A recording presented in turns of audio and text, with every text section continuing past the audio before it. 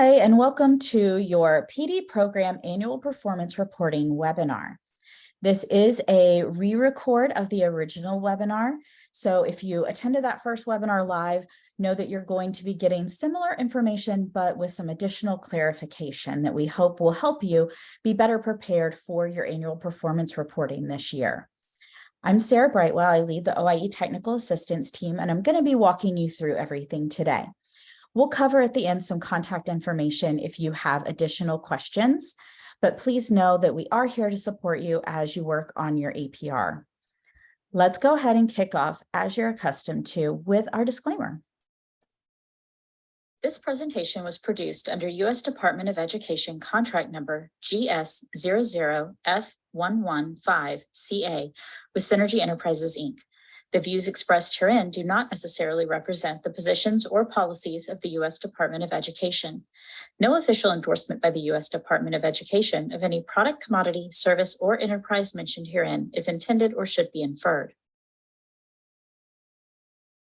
All right, as we get started today, we're literally going to walk piece by piece through your annual performance report.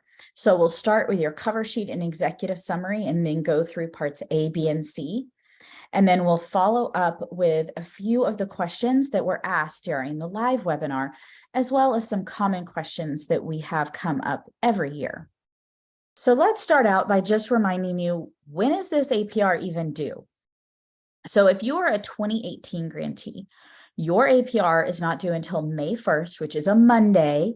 So keep that in mind.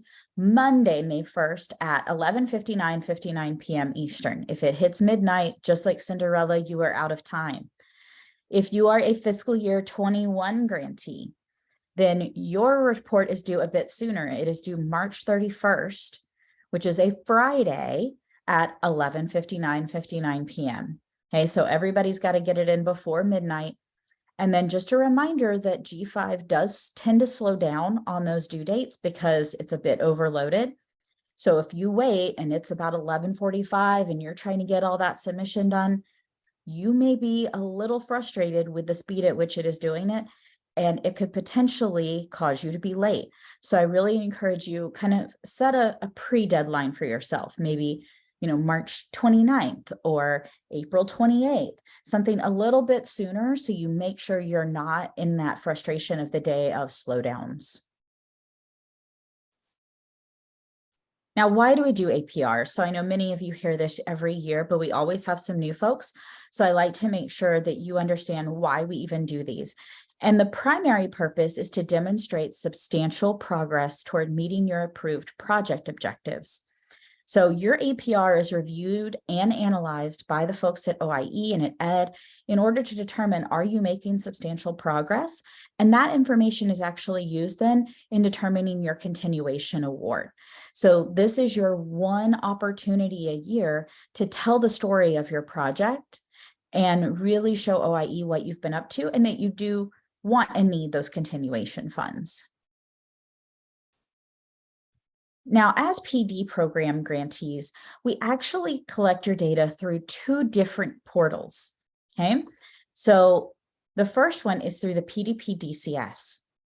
Now, this is where we primarily collect in that GEPRA data, but a change this year. I know for those of you who've done APRs previously, you relied on just putting your data into PDP DCS, and we did not report that GEPRA data in your APR. But you'll notice, look down here, you're also going to report your GEPRA in G5 this year. So continue putting all your information in the PDP DCS. That is extremely important. But you're also going to be entering your GEPRA data as part of your APR in G5 this year. And we'll delve a bit more into those later. But just know that you're going to have those pre-populated in G5. And so they won't all apply to you. If you're on an administration grant, then you're not going to need GEPRA 2 or GEPRA 6. So you can just fill that in with zeros or leave it blank. One little catch there, if you type anything in there, at that point, the G5 system in all its glory does not understand what's happening, and it will make you put something in. So just know you have to put something in or leave it blank. You can't put something in and then erase it, then it's going to make you put something in. And then vice versa, if you're a teacher preparation grant, then you're not going to need GEPRA 1 and GEPRA 5. So same thing, either leave it blank or enter zeros, that's fine. But that's how you're going to be able to indicate that those aren't applicable to you, but still put it in PDP-DCS, super important. The other is your project measures as far as your mandated project measures. These are also reported in G5 and you have 4 of them, okay? These are only reported in G5. They are not reported specifically in the PDP-DCS. So you do have to enter these into your APR, but they are also pre-populated for you. The difference here being all 4 apply to everyone. So everyone should be reporting on all 4 of these project measures. And then of course you also, for some of you, have additional program-specific project measures. So let's look though at these 4 and how to report on those. So your PD GEPRA measures. When you're reporting on your GEPRA measures, and particularly because you haven't been entering these in your APR before, you're going to want to make sure that you are really looking at what it's asking you to put in. So on the first 4, it's asking you for a percentage. So you're going to enter that in the percentage blank, and we'll cover in section A exactly where that goes. And the last 2, it's asking you for an actual average cost. So it's asking you for a number. So let's dig a little deeper. Only the actual percentage of all administration participants who have actually become administrators in a high proportion LEA. That is to date. So when we're looking at that, by the end of this grant year, that actual percentage. Then you go down, same thing, but for teaching participants who have actually become teachers in a high proportion LEA. That's what's your percentage by the end of this grant year. Then the actual percentage of all participants who have met state licensure requirements by the end of this grant year. And then the actual percentage of all participants who have completed their service requirement on schedule by the end of this grant year. So you see the kind of pattern here that we're talking about to date. What percentage of your participants have been able to meet this by the end of the grant year? Now, we'll also talk in section A about, well, what if I don't know yet? Because this is a weird time to know that. In March or February, I don't necessarily know. So we'll talk in section A about what you can put in that blank then. Only the actual average cost per administration or teaching participant that completes the preparation program, takes a qualifying position, and completes their service requirement. So we'll be looking at that actual average cost per participant for the full program. Now, much of this GEPRA data, you can actually log into PDP-DCS and pull down and then enter into your APR. All right, so now we're going to move to your PD project measures. These are the ones that are required that you report on all 4 of them. So we have the projected and actual number of participants expected to be recruited in the project each year. So how many folks did you expect to recruit this year? Projected and actual. Some of you have moved into induction. You didn't expect to recruit any this year, and that's okay because that's not the phase of your project you're in. The projected and actual number of participants expected to continue in the project each year. So how many do you expect to continue into the next grant year? Okay, so remember that each of these are looking at each year. So how many of your participants this year will continue into next year? Then the projected and actual number of participants expected to graduate. How many of your participants did you expect to graduate this year, and how many did? And finally, the projected and actual number of participants expected to find qualifying jobs within 12 months of completion. So how many of your participants did you expect to enter into qualifying jobs this year, and how many actually did? Now, just like with the others, much of this data you may not have yet because it's not the end of the academic year. And so we'll talk in section A about how you can go ahead and report that adequately. All right. Now, where do you complete and submit your APR? In G5, everyone's favorite online system. So it is at g5.gov. You'll notice they do have a help desk. Now, they can't help you with questions about how to report your data or what's required. They don't know any of that information, but they are who can help you when you get locked out, you forget your password, for some reason it won't let you in. If it's getting stuck, any of those more tech issues, that's the help desk. That's what they're able to help you with, not with the content piece. And vice versa. I can't help you get your password back for G5, but the technical assistance team is here to help you with that content piece. So we each have our own roles. You'll also notice that we have some times listed right here. Now those change, so don't just go by the ones that we've got on this slide, because it changes all the time as far as what their availability is based on when they're doing system upgrades. I will tell you it's pretty regularly out of commission Sunday evenings. So that's really helpful to know too, for those of you who have your APR due on a Monday. Hopefully you're not working on a Sunday, but just in case you are, a lot of times it's offline. And then what do you use to report? So ED 524B forms are the official forms used for your annual performance report. That's the cover sheet, the executive summary, section A, section B, and section C. You'll see there's a link at the bottom of the screen to those forms, as well as in the email where you got the link to this recording, the forms are there as well.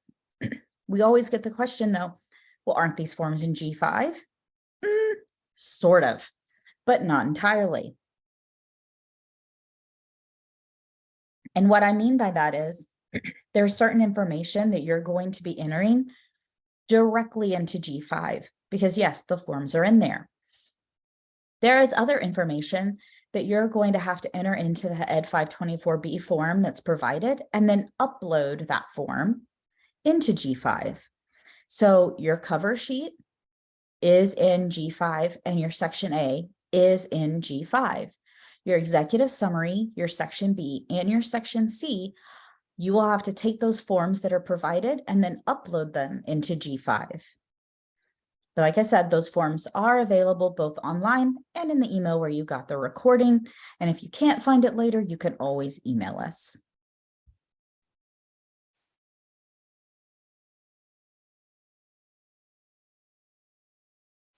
The other thing to check when you're looking at those forms, because some of you have done APRs before, is to make sure that you are using an up-to-date form.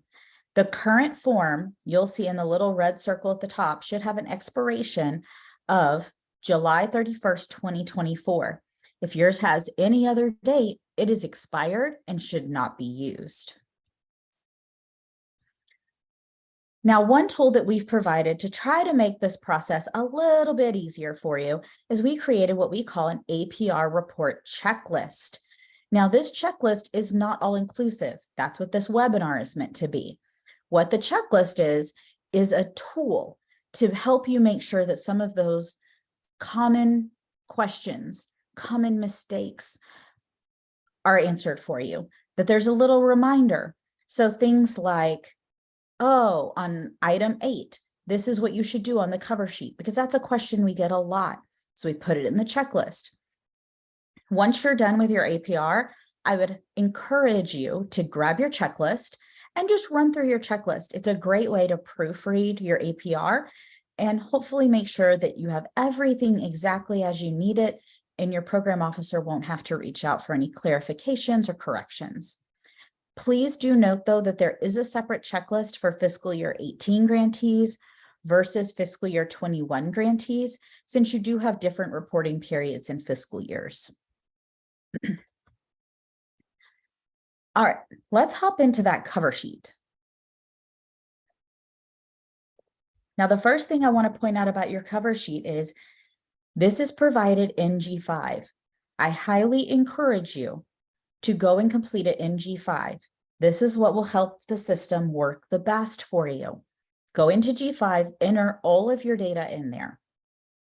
Then you're going to print it get a hard copy signature on it, and then scan it, take a picture of it, whatever works for you, and then re-upload it into the system. This will work much better than if you use the form separately and then try to upload it. It likes it better if you complete it in the system, print it, get it signed, and then upload it, okay? And I'll go over that again at the end of the cover sheet explanation to make sure that really makes sense. So as we get started, one really important bit is to include your PR award number and double check it. We do very often get incorrect PR award numbers, so you want to make sure you're using the correct one, and particularly if you have multiple grant awards, that you're using the right one for the right report. Number 2 is your reporting period. So if you are a fiscal year 2018 grantee, your fiscal year started October 1st, 2022, and it runs until the end of September, okay? However, you're only reporting on the first 6 months of your grant. So you're only reporting on what happened through March 31st. You'll have an opportunity to update that other information later. So remember, only reporting on what happens through March 31st. Now, if you are a fiscal year 21 grantee, your fiscal year starts August 3rd and it runs till August 2nd. However, again, only reporting on that first half of the year. So you're only reporting on data through February 28th. Anything after that, you'll update later. So super, super important. Fiscal year 18's only through the end of March. Fiscal year 21's only through the end of February. Next up, the money part that everyone loves. For item 8, this amount should reflect what you've actually spent and drawn down. So that's key, that you've actually drawn down. Even if you spend it locally, if you haven't drawn it down, it doesn't count here. Okay, so it needs to match what's been drawn down in G5 as of the reporting period end date.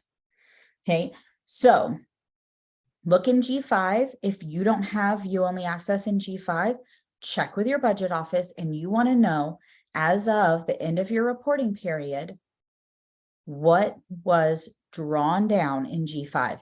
And you're going to put that in 8B. So when we're looking at the form, 8A is asking for your previous budget period. 8B is asking for your current budget period. And 8C is asking for the entire project period. You only need to complete this 8B, the current budget period. All right. Then we move down to talk about indirect cost. If you are claiming indirect cost, which most of you do, but not everyone, then you will need to complete 9. So the first question is asking, are you claiming indirect cost under this grant? So you'll mark yes or no. Vast majority of you, yes. And then you're going to go down to 9E. Notice this grantee is funded under a training rate program. So that's you. And you need to mark, are you using the 8% or your actual negotiated indirect cost rate? Again, a majority of you are using the 8%. There are a few using an actual negotiated indirect cost rate, in which case, notice it refers you to 9B. So that means you'll also need to mark 9B and include the information about your indirect cost rate. If you're using the 8%, you'll just mark E in that first little blank, move on. All right. If you have any questions about the indirect cost rate, be sure to reach out. I know sometimes that can get a little tricky. Then for number 10, human subjects, everyone should mark not applicable, not applicable. For 11, this is asking for your data privacy and security measures information. So everybody should mark yes, and then you do need to include that applicable policy. So you can just include that as an attachment when you upload your cover sheet. Some people will also just include a link if it's long and you have it on your organization website. Then we move on to page 2 of your cover sheet. which has two of the most important pieces of it. The first being your performance measure status. So it's asking, are complete data on performance measures, and then note this important part of the question, for the current budget period included in the project status chart. Okay, so it's asking for this grant year, do you have complete data on your performance measures? So in other words, do you have fully complete data for section A? If yes, make sure that everything is provided in section A today. If no, then they want to know in this little blank, let me get my cursor over there, when will you have it? Now, don't feel bad if you mark no. Almost everybody's going to mark no because you're turning in your report only halfway through the grant year. So most likely you're not going to know yet how many people are going to get jobs before the next school year, or how many people are going to be sure to complete all of their things or get licensed. There's lots of information that is still to be determined. You may have good guesses, but you probably don't have complete data. So it's fine to mark no. And then when are you going to have that data available? You can put the exact date if you happen to know, like, I know I'll have all that by July 15th. Great, put that. But the latest date you could have it is by the end of your grant year, because we're asking for the data for this year. So the latest date you would want to put there is the end of your grant year. So if you are fiscal year 21s, that would be August 2nd. And if you are fiscal year 18s, that would be September 30th, because that's the end of your grant year. So it's not asking about when you'll have final data for your grant, but when you'll have the final data for this year. All right. So the last bit is your authorized representative signature. Your organization's authorized representative must sign the completed cover sheet in order for it to be considered complete. If you're not sure who your authorized representative is, you can always reach out. We can help you see who that is, but it's typically going to be someone in a leadership role. They're going to sign this. And then, like I said, after that, you're going to have to re-upload it into G5. So this is what I was talking about at the start of our time.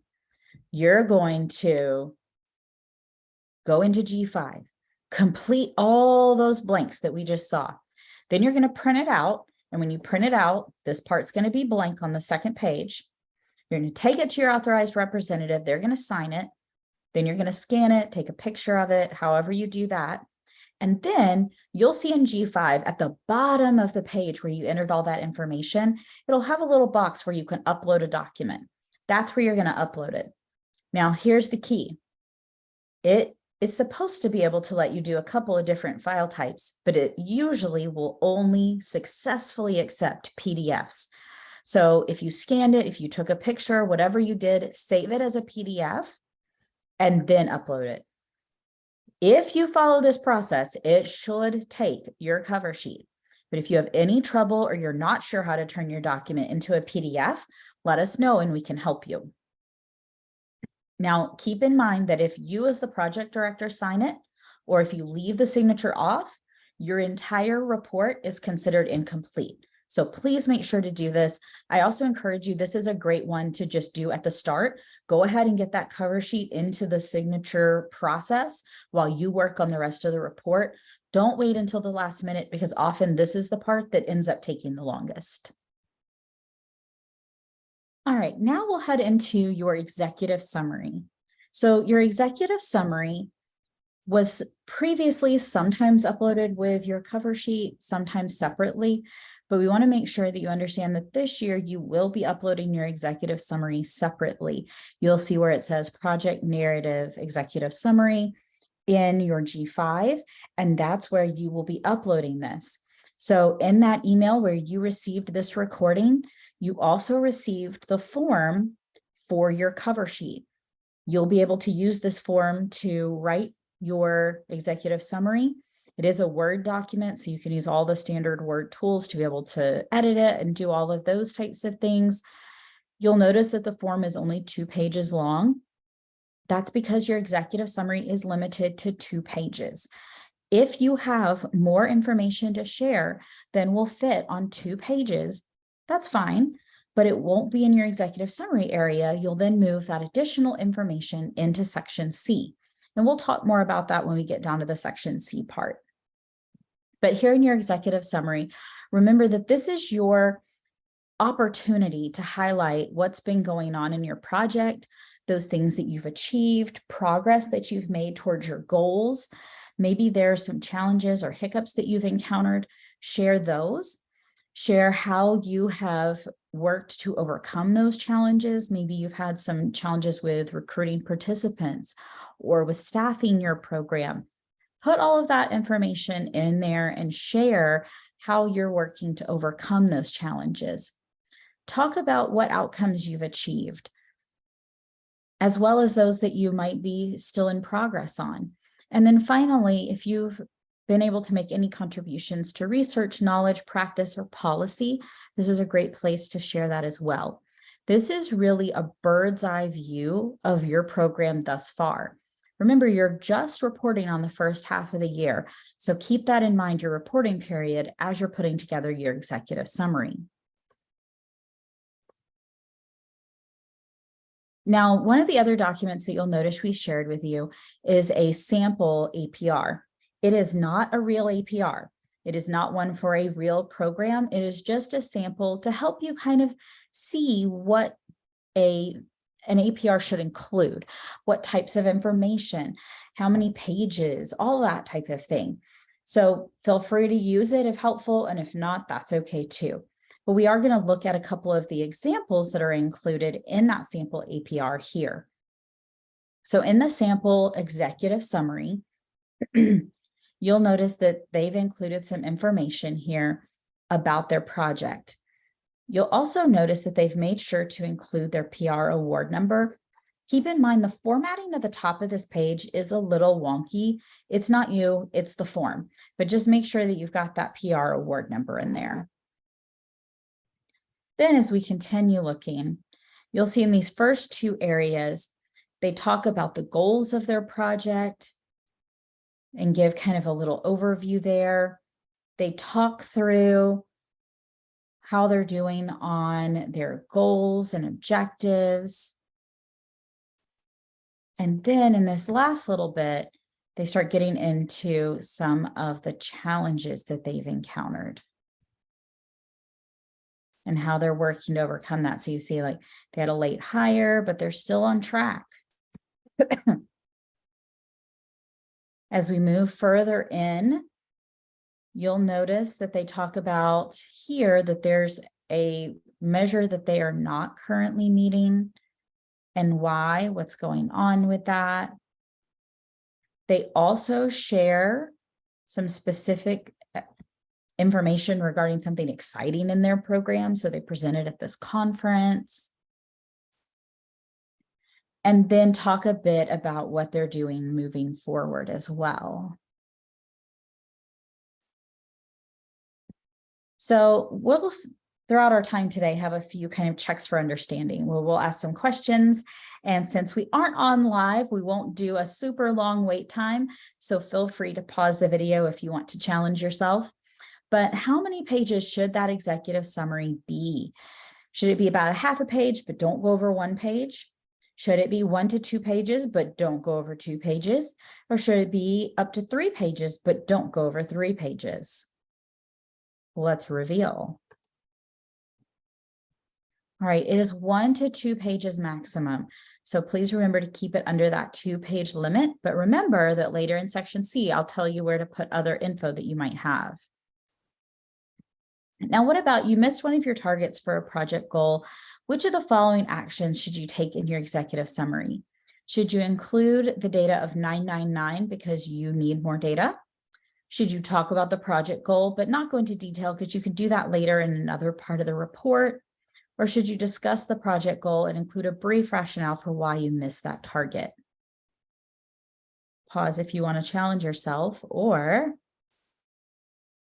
know that we are looking for you to discuss that project goal and include a brief rationale for why you missed the target. Of course, you'll get into more information on that in section A, but it's great to address it here as part of your challenges as well. All right, now we're going to hop into section A. So this is a great time if you're following along in the sample APR or in the forms to look at the section A portion. This is actually a screenshot of what section A looks like in G5.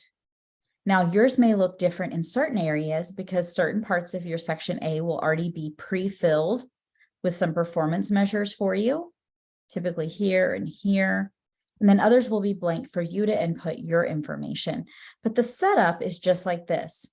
And you'll notice that then as we look at your Ed 524B forms, they're set up exactly the same way too.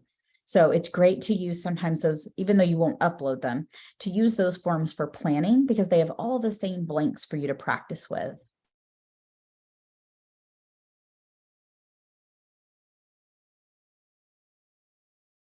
All right, so as we head into looking through this, you have a couple of different types of measures that you're going to report on, 3 of them, in fact. One of them are your GEPRA measures, and this is the part that's a little bit new for you this year. So you are going to be including your GEPRA measures. And so when you get to this little measure type box, notice that it's a drop-down arrow. And so you're going to click that drop-down arrow to change it from the default proj to GEPRA, GPRA. That's what you want it to say because you're reporting on GEPRA measures. Remember that these are defined by Ed in the NIA, and you'll notice that in G5, they're already pre-filled for you, so you don't have to worry about the wording there. It's already going to be popped in. Please don't change the wording though. Now, the next 2 types of measures that you're going to report on are your project measures, both the project measures that are required for you to report on, those 4, as well as the ones that you have that are specific and unique to your project. Either way, all of those are project measures and therefore under measure type, make sure you use the drop down to indicate PROJ for project. Also, look over and note our little reminder here. For anything that's a project measure, you're going to have a target and an actual number of, for example, induction activities. So everything's going to have a target and an actual, whereas with your GEPRA, you're only going to have actuals. Now let's head over and look at the measures that you're going to be reporting on. The GEPRA measures, again, are the ones that are required and that previously we pulled from PDP-DCS, and now you're going to be reporting in both spots. So remember, you can log into PDP-DCS to grab the data that you'll need for this. All of you are required to report on these. They're pre-filled, so you don't have to worry as much with the wording of it. It's already in there. But if you're an administration grantee, you're going to report on 1, 3, 4, and 5. And if you're a teaching grantee, you're going to report on 2, 3, 4, and 6. So just know that if the others are in there because it's just a pre-filled document, you do not have to answer those. If for some reason it does require you to put something in the blank, sometimes if you've clicked in the box, it requires an answer now. You can just put 1/1 in that ratio box and it'll let you keep going. And we know that just means not applicable.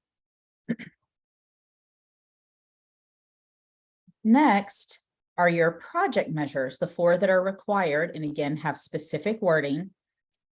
And that's on the number of participants you're going to recruit, the number that are going to continue, the number you're going to graduate, and the number that are going to find employment. Again, that's pre-filled. Don't change the wording. I understand that the wording can sometimes be a little awkward for both the GEPRA and the project measures, but that is the required wording that we don't have any option on. So just keep that and report in there.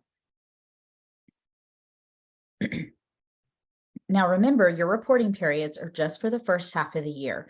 So fiscal year 18, that's through the end of March. Fiscal year 21, that's through the end of February. We're only reporting on this current implementation year. If you don't have data, which remember we talked about before, is not bad. Don't think that, oh no, it's going to look bad because I don't have my data. It's very normal. It's the middle of the spring.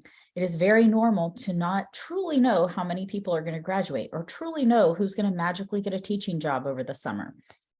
That is all okay. You're just going to put 999. That is the signal to us to know, hey, I don't have the data right now, but I will have it by the end of the grant year. Now, there may be other data that you think, well, not only do I not have it, but I'm not going to have it by the end of the grant year. That's okay too. In those instances, you're going to report a 0 or 0/1, depending upon if you're in the number blank or the ratio blank. That again is just a signal to us. I don't have the data this year, but I should have it by the end of my grant, but just not this year. Again, both of those are totally fine. We understand why you're putting that. Just make sure to use the appropriate numbers to signal that and still include an explanation of progress. That explanation of progress should be talking about, here's what we're doing to contribute toward meeting that goal and work toward it. Okay. So make sure no matter what data you include, even if it's 999 or 0, make sure to include an explanation of progress. And we'll walk through some examples too. So here is what it will look like when you're reporting on GEPRA. So I put 2 different GEPRA measures here. One is one of the cost per individual ones. Notice that for cost per individual, you will need to report a raw number, which is that cost per individual. The other one, talking about percentage, is how it works with all the rest of them, where it asks for different percentages on your GEPRA measures, and you'll enter that in the percentage blank. Okay, so that's what you'll do for your GEPRA. Now let's move to your project measures. Here we've got one example, which is your required project measure, and one example, which is your unique project measure, the ones that you wrote specific for your project. Notice that they are both as raw numbers. So for your required project measures, those 4 are asked to be reported as raw numbers. For the ones that are unique to your project, you can technically use whichever type of measurement is appropriate for that particular measure, but we do encourage the use of the raw number. So a more specific example. So you can see here, I've got number of participants to be recruited each year, which is one of my required project measures. So it's PROJ. You'll see that the wording that is in this box matches what it should. Again, that'll be pre-filled for you, so just don't change it. As well as on my one that's unique to me, the PD project will conduct twice monthly induction service activities, August through June. But that's the wording that I've used on all my previous APRs. So you cannot change the wording of your project measures reporting period to reporting period. You have to keep that consistent. If you need to look back at an old APR, you can pull that down in G5. If you have any trouble locating it, just let us know and we can help. Now, next up, notice we've put PROJ for both, because whether it's required or unique, they're still project measures. We've included targets for both of them. All project measures should have a target, a goal for the year. And we've included actual data. All project measures should also report your actual data. And then down at the bottom is where you'll write your explanation of progress.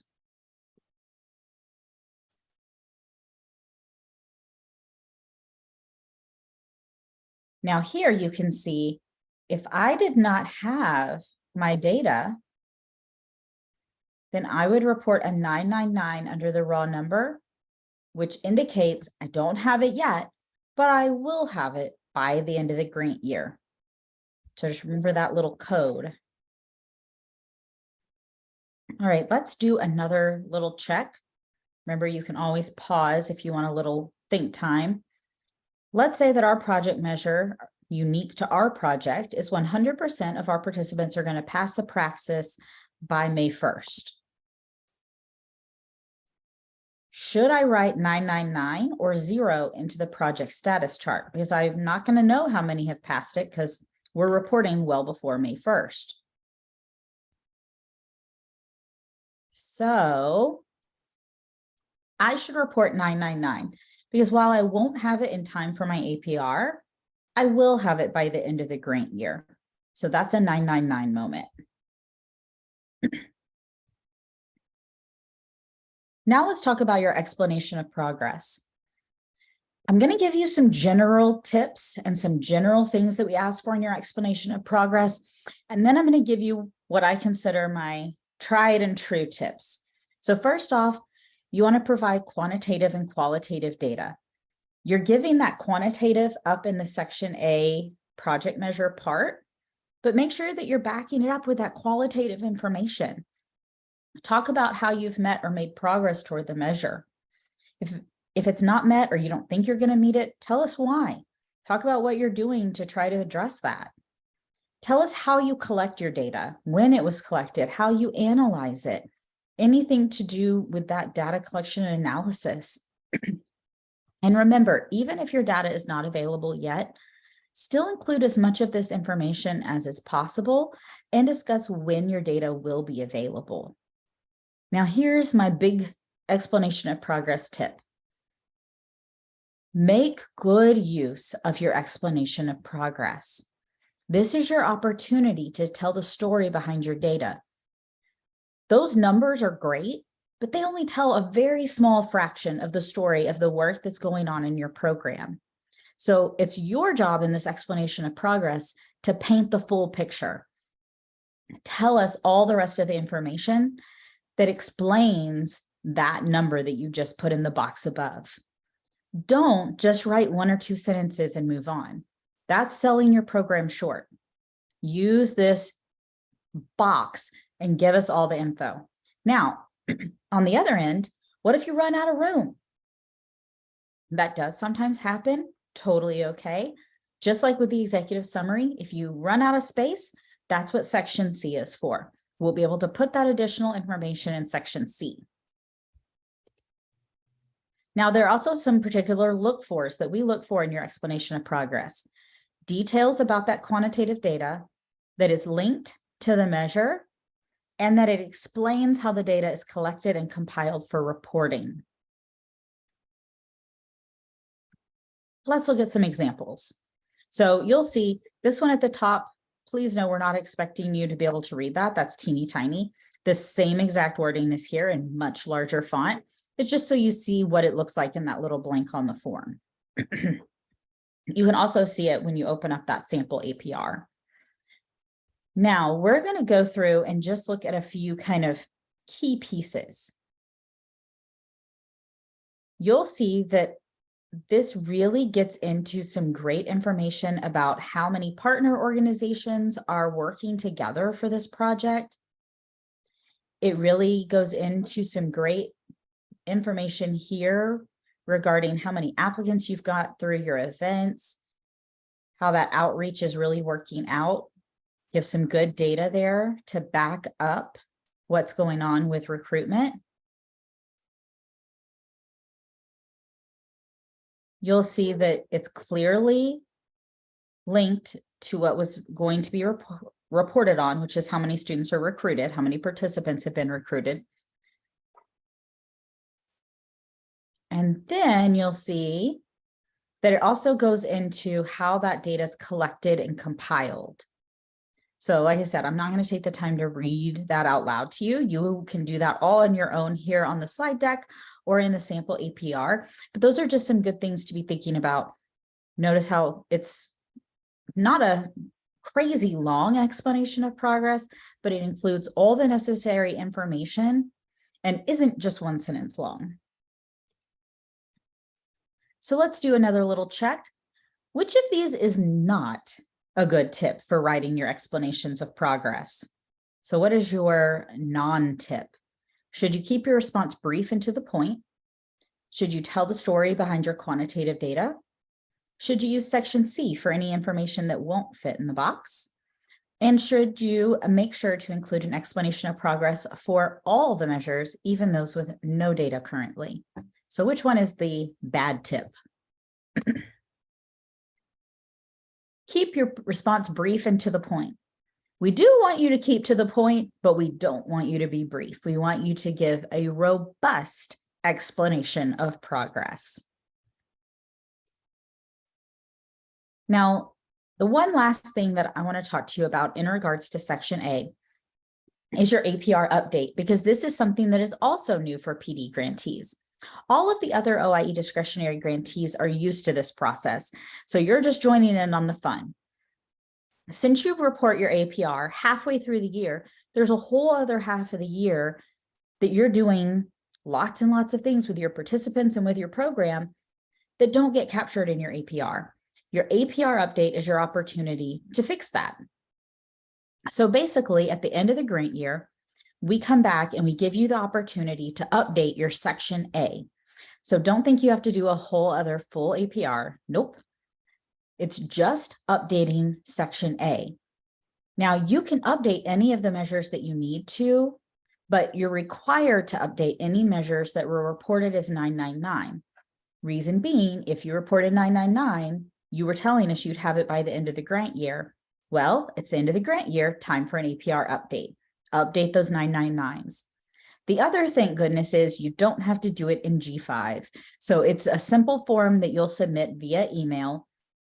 We'll give you lots more details on this at an upcoming talking circle, but I wanted to just give you a little kind of preview there, since that's something that's going to be a little bit new for you. Now, I did go ahead and put the due dates in so you can see when those will be due, and go ahead and mark that on your calendar as well. But like I said, don't worry, we'll give you lots of information about that at a future talking circle. All right. Now it's time for everyone's favorite Section B, all about that budget. So this is another area where you're going to use the provided form, and then you're going to upload it into the G5 system. Now, Section B and Section C are included on the same Ed 524B form. And it can look like, oh my goodness, how am I going to fit my budget info right there? Don't worry, this area will expand as you type in it, so you'll not run out of space. This is where you're going to write a narrative that describes all the spending for the current project year, ideally by budget category. Now, if you're wondering, now where do I find that form? Again, you can locate it at the web address that we shared at the top of the webinar, or we included it in that email where you got the link to this recording. Now, when you're doing your fiscal reporting, again, you want to remember your reporting period. You're going to be talking about the funds that you expended. Obligated is another way to put that, even if it hasn't been drawn down through G5. So you'll notice we're going to talk about both the amounts you've obligated and the amounts you've drawn down. We also, in that narrative, want you to talk about your G5 drawdown frequency. Ideally, in a magical world, everyone would draw down at least once a month. We know that due to organizational policy, you might not be doing that, but at minimum, we ask that you draw down once a quarter. If drawdowns are not happening at least once a quarter, we would want you to explain in the narrative here, why is that not happening? What steps are you taking to try to remedy that situation? And then everyone should talk about how you track expenditures independent of your budget office. If that's not something that you do currently, we're happy to help you set up a system for that, just to help you keep a little bit better eye on your fiscal spending.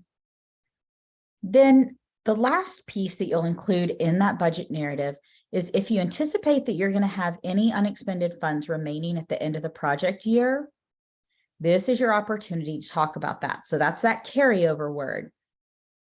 We want you to make every good faith effort to appropriately spend your funds in accordance with your project goals and objectives.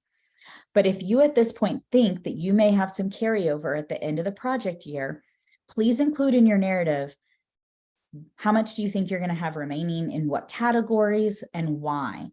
And what do you think you could do with that in the upcoming year if you are allowed to have it as carryover? So for instance, sometimes, there's a delay in hiring, maybe someone left and you didn't fill that position for a few months, so you have some money left there. Maybe you thought you were going to recruit 5 participants, you only recruited 4. Remember, training funds can't be moved into anything other than training. So do keep those things in mind when you're thinking about your carryover.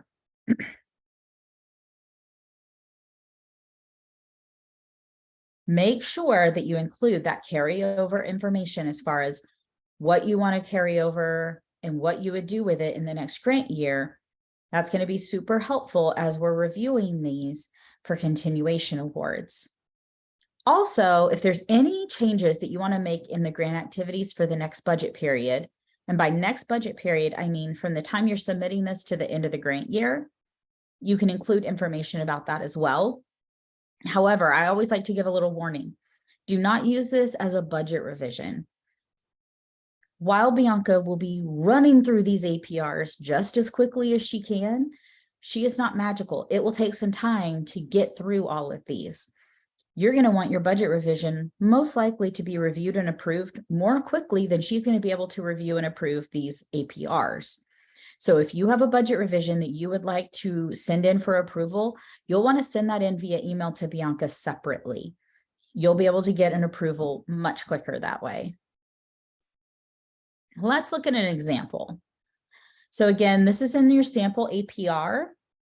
It's just meant as one example of how you might provide that information that's being requested in the narrative portion. So I'll let you take a peek at that in the sample APR that's provided. You'll notice that it is broken down by budget category. And then if we were to go into the actual wording of it, you'll see that these amounts line up with what we have obligated. So what we've spent, whether it's been drawn down or not, because you'll see, oh, look, in supplies, we spent about $9,600, about $7,000 has been drawn down, and about $2,000 we've spent, but it hasn't been drawn down just yet. We know that there's always going to be a little bit of a difference between the two because of just normal budgeting and how the budget office works. Now, the other part beyond the budget narrative is that we have an optional budget reporting tool that we do ask that you submit as well. It is a spreadsheet. It is a pretty straightforward spreadsheet. Unlike with the budget revision, where you have to do line item expenditures, these are just categories of expenditures. So you don't need to add any rows in here. You're only reporting on this by budget category. There is a separate form for fiscal year 18 versus fiscal year 21. It asks for all the same information. The only thing that's different is you'll see the dates are different because your reporting periods and your grant years are different. So as you go out through this, I want to kind of walk you column by column, but I'm going to do that in a little yellow version that shows you where to type. So you're going to put your grantee name, your PR award number, and your project director. That's in case this gets separated from anything else, we can still know whose it is. You'll put your approved budget. This is your budget that was approved as of your budget revision in November, or if you've done any subsequent ones since then. Then your funds drawn down from G5. So this should match with how much you've drawn down in G5 and should match with 8B on your cover sheet. This column are expenditures that have not yet been drawn down. So that's that money that's been obligated but not drawn down yet. This white column is white because it auto calculates for you. It will automatically take your approved budget and subtract these two amounts and give you your available funds as of the reporting.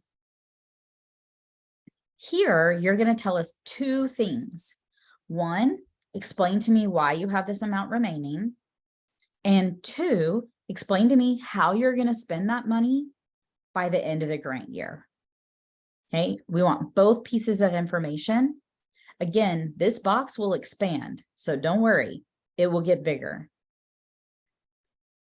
Then here, when we get to this column, you're going to be telling me how much do you plan to expend by the end of the grant year? Okay. What do you think you can expend by the end of the grant year? That is going to be a guess. Please make it an educated guess. Talk with your budget folks, look at your budget tracking, and put the best guess possible of what you anticipate spending by the end of the grant period. Again, this will auto-calculate. It's going to take your available funds minus your anticipated spending and tell you what carryover, if any, you might have remaining. And this last column is important. That's where you'll put what you would plan to do with that carryover money in the last bid. Okay, so when it goes into the next grant year. Now, you can, it is an optional form, so you can submit this information in another format. We encourage you to use this form because it does have all the information that's required. If you choose to use your own form, you will need to make sure that it includes all the same information. So it just tends to make it a little easier if you just pop it into this form. It's super easy for Bianca to review and move along. Now, if you have any questions, remember, you can always email us at oie@seiservices.com and we can help you with those forms as well. Now that takes us to our last section. And our last section is section C, which is your additional information section. Now, remember, the narrative part goes right on the same page as your section B information. So it's that same form. And again, this will expand and you can expand it just as much as you want to. The additional information in section C, we ask for a few things. Talk about any success stories you have. Talk about challenges you've encountered, about partnerships that you have for your project. If there's any key personnel changes or plans to change anything the remainder of the year. This is where you can put any other information from other sections that didn't fit.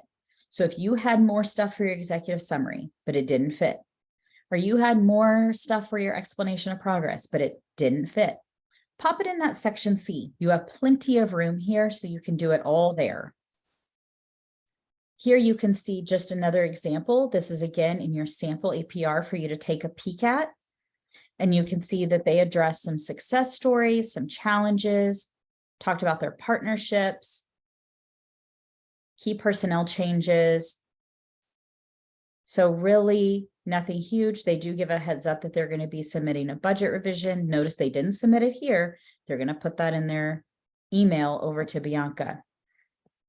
Now, the other change in reporting for you this year is that we are having you do your optional Section C reporting tool, just the same as the other OIE discretionary grantees have been doing. Now, kind of the same idea, much like the optional tool for the budget form. You can use your own form if you want, but it will need to include all the same information that's in this form. So it's probably going to be easier just to pop it in this form. It definitely makes it easier on this end when reviewing the APRs. So let's break down what's going to actually be in that optional Section C tool.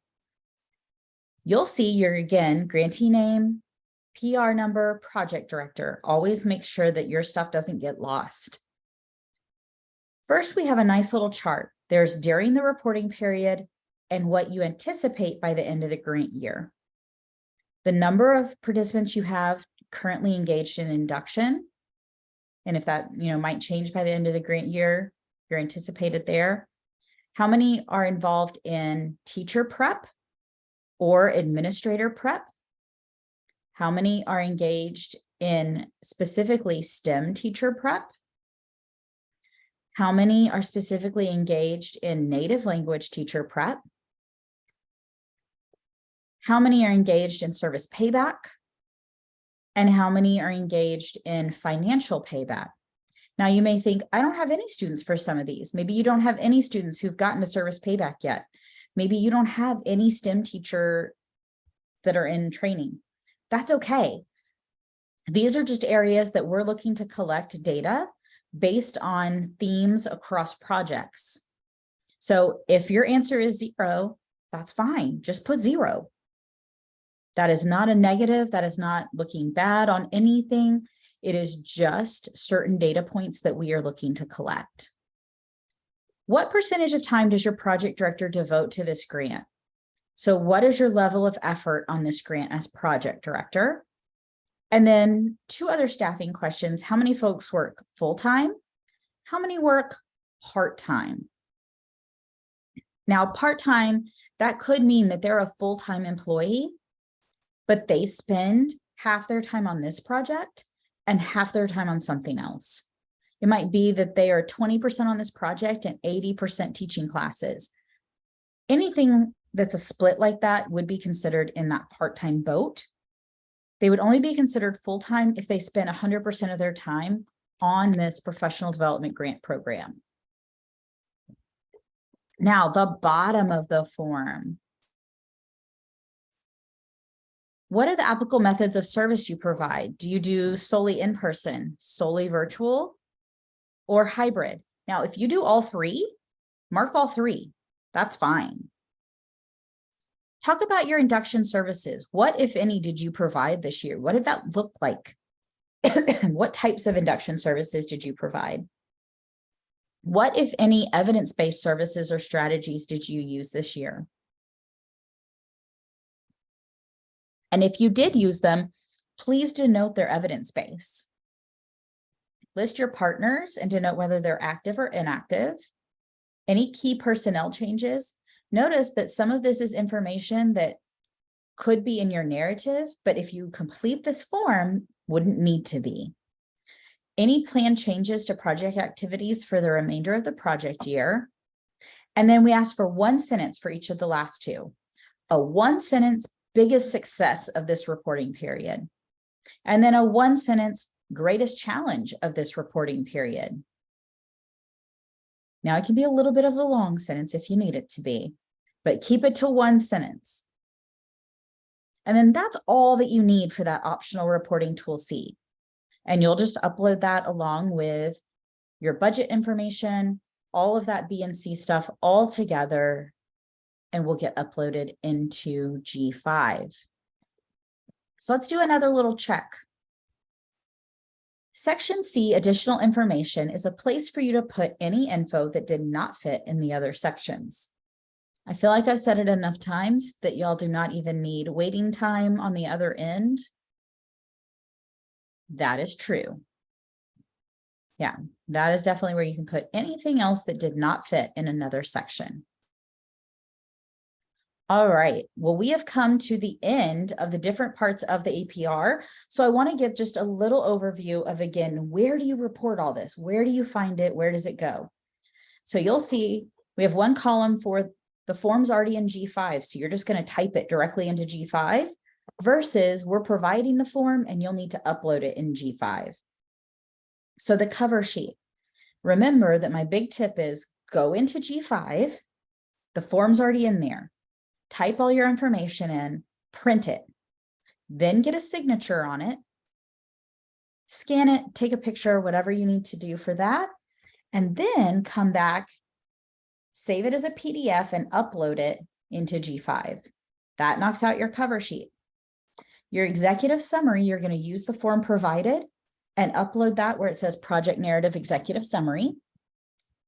Section A, everything is provided for you in G5. So you're going to type it all directly into the G5 system. I do encourage plan it out in advance and copy paste it from a document. You can plan it out in the Ed 524B form and copy paste it from there. It just really helps because G5 has a tendency to time out pretty quickly.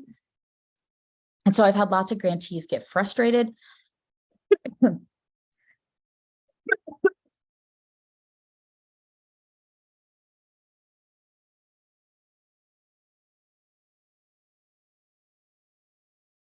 I've had lots of grantees get frustrated because G5 times out on them, and then they lose all their work of what they've been typing for those explanations of progress. So definitely suggest plotting it out in advance and then just copy paste it over. But everything's in G5. Next up is your section B. Your section B narrative and your optional budget reporting tool are on the provided forms, as well as your section C narrative and your optional section C tool.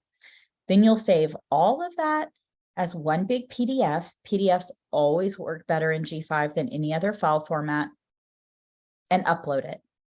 And then you'll be done. Now, remember that we make every effort to process the continuation awards by the start date of your anticipated budget period.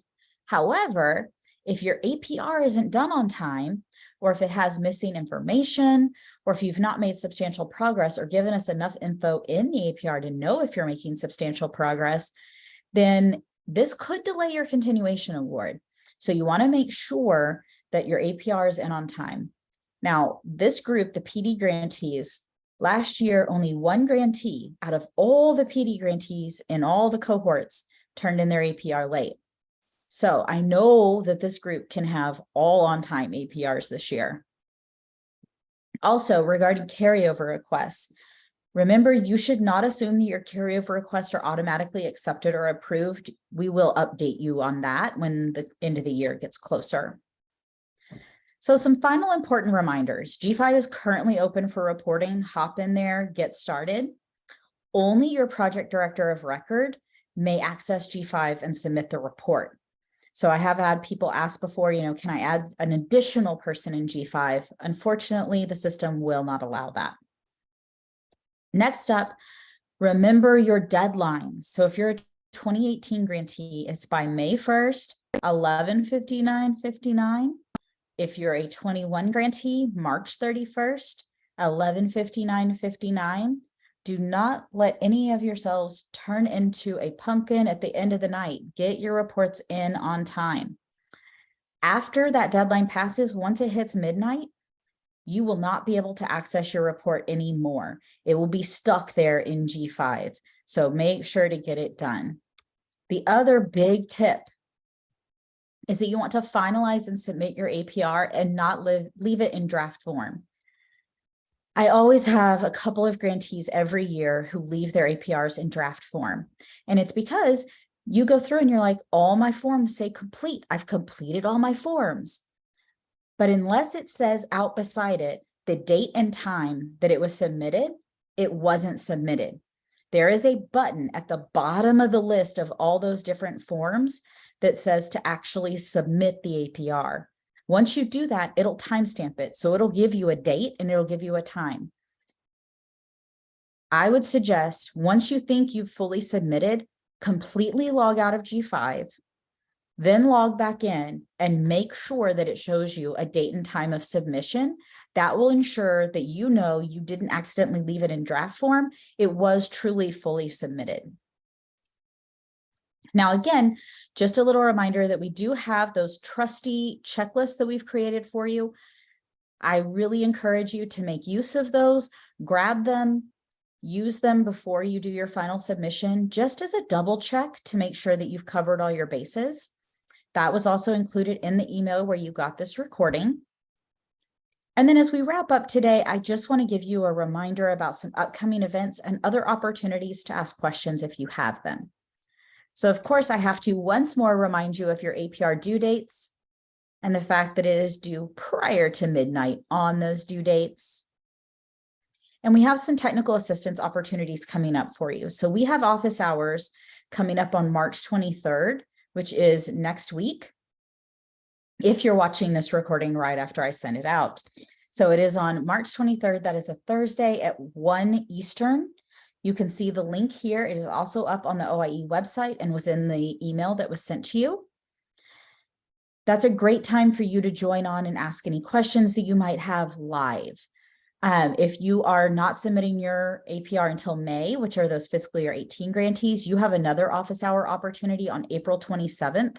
Remember, that is cutting it a little short, so definitely start your APR before then, but it's a great time for those last minute questions.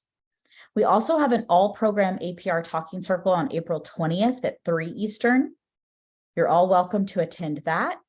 And then of course we have our coaching that you can schedule one-on-one. We're happy to hop on with you. We can do screen share. We can walk through your report, whatever would be helpful. You can hit us on calendly.com/OIETA to schedule your coaching session, or you can just shoot us an email.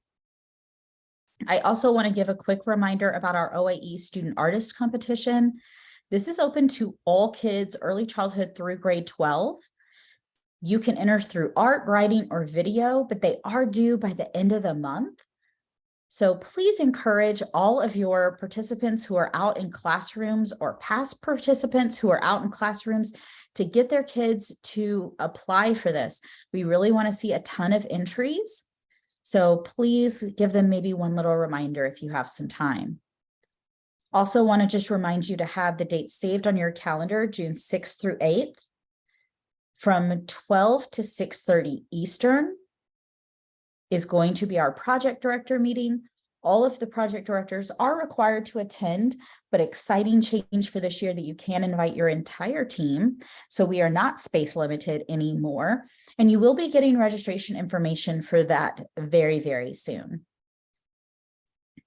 Finally, if you have any changes to your staff and you need to give us new contact info, you can email that in to oie@seiservices.com. If it's a change to your project director or your authorized representative, please make sure that you CC Bianca on that because she'll need to make those changes in G5.